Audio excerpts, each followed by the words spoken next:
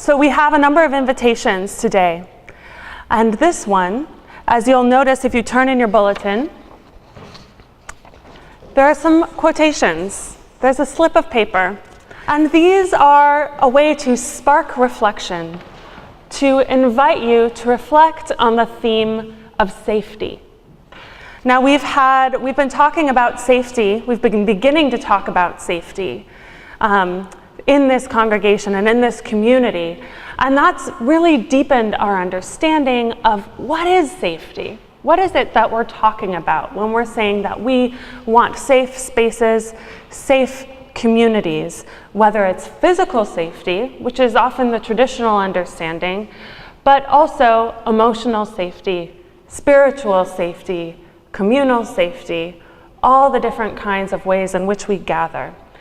And so we are inviting you for a few moments this morning to reflect on what do you need to feel safe as you think about physical safety, emotional, spiritual, all of the different ways that we engage with other people and with our own and within our own selves. What do you need to feel safe? So we will take a few moments and sit in silence. You can jot notes in the edges of your bulletin. You can meditate with yourself. You can get up and stretch for a few moments.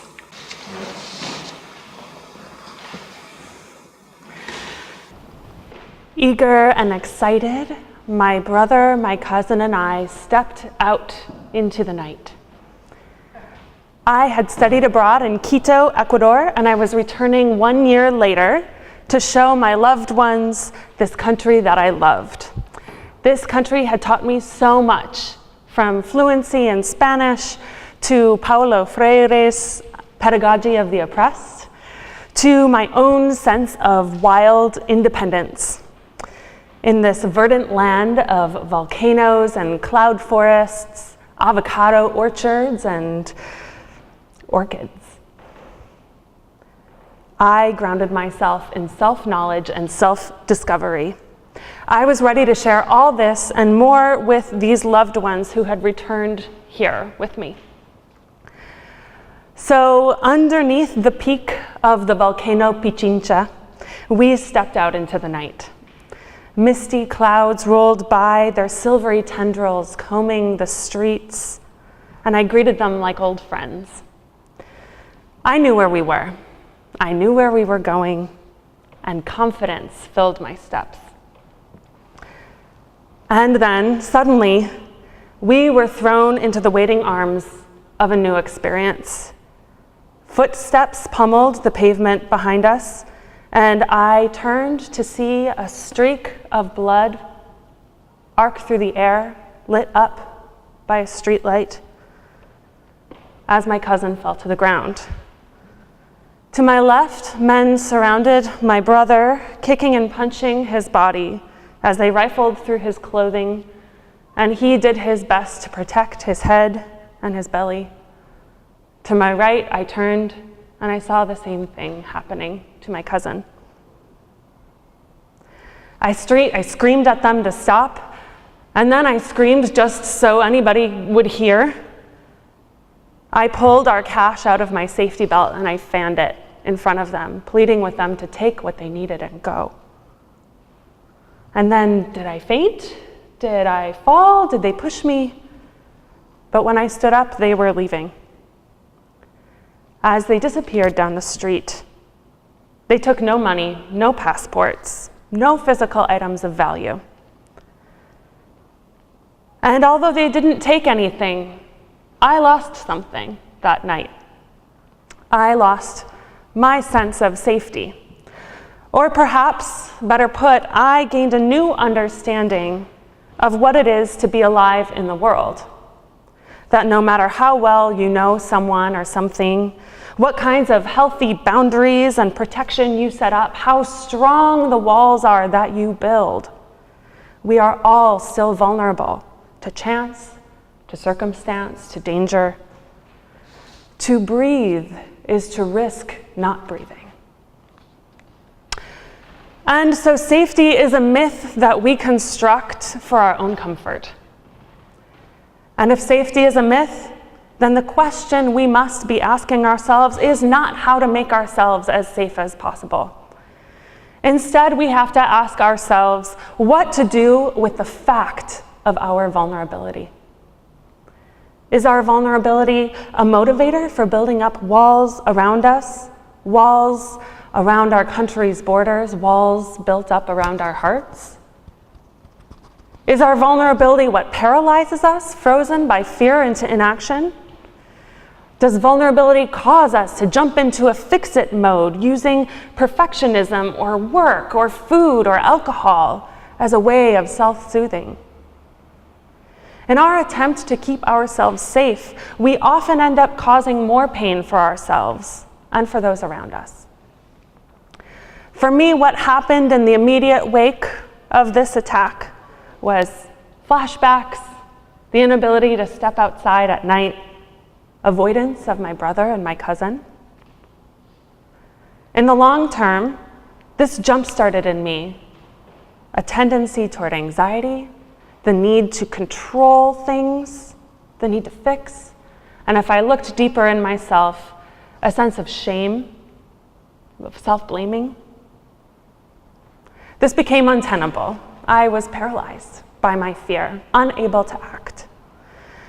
It wasn't until I stopped to acknowledge my vulnerability and the vulnerability of all those I love, to stop and to breathe in it, to accept that fact, that I began to let go of all those coping mechanisms. And a magical thing happened. I disengaged. These senses of grasping began to fade. Not entirely, but I didn't have that need for controlling. I didn't have that spinning and that spiraling within myself. I accepted my vulnerability. And because of that, I was then able to listen and understand what was happening within me when I was grasping for control. And I was able to communicate that with my loved ones. And because of that, then I was able to pay attention and listen to what my loved ones were communicating with me about what they needed, about how they were reacting to what had happened. And I was then able to respond to what they were asking for, to what they needed. Vulnerability has the power to do all of these things and more. It is up to us to decide how we choose to employ our vulnerability. How we respond to the pain of our vulnerability is crucial for how we create interpersonal safety. The irony is that we alone can't make ourselves safe. Our safety depends on the willingness of others around us to participate in creating safety. And it also depends on our actions to create safety for others. In this way, all our safety is bound up and interconnected with one another. Knowing this, we can together work to build spaces of community that nourish, that heal, and nurture what is vulnerable within each of us. So this is actually what we are practicing today. These are the steps in the art of creating safety. Step 1, listen to yourself. So we did that when we read our quotes and we sat in silence. We used whatever tools we have for ourselves to connect with what we know to be true. Step 2, listen to each other and share what is true for you. This is a mutual back and forth kind of relationship. Be vulnerable, share your needs, your desires, your limitations, and listen without judgment when your loved ones do the same for you. It's that mutual interaction. And we practice that as we shared just now. What is it? What are the properties of a safe community for you? And how do we share that with one another? And step 3 is to respond to that vulnerability in others based on what you hear them asking of you. So not responding out of a sense of what we ourselves would want or need, but based on what we hear our loved ones communicate to us and others in the world communicate to us. Responding in kind based on what needs are expressed.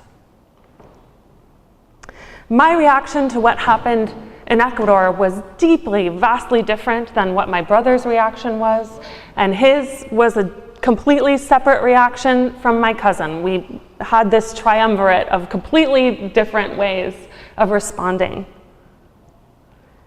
But it wasn't until I accepted my vulnerability that I was freed to see and understand the ways that they were responding, and then to react in kind to their needs. So this will be our final invitation today. In a few minutes, I'll ask you to return to your same group. And based on what you heard, or you can share together again, but based on what you heard, offer to each other wishes or blessings or prayers for what we hope the other has in terms of what they have said they needed in terms of safety. Offer up these blessings of care to each other. If you have time in your small group, then take the circle wider. From the 3 or 4 of you gathered, or the 2, or if you are doing this practice within yourself, take it wider and think about what blessings of care, what blessings of safety might we offer beyond the walls of this sanctuary. As for me, these are the blessings that I offer up today. For my brother and my cousin, I wish to bless them with peace and continued healing. For the men who attacked us, I wish to bless them with economic stability. I bless them with insight into their own actions and with self-acceptance. For the city of Quito, I pray for continued generosity of spirit of its people, and I bless the people of that city with my deep gratitude. And for the world, I wish for all to experience gentleness, kindness, generosity, and care. And so I invite you to turn once more to your neighbors and offer up what blessings you have for each other and for the world.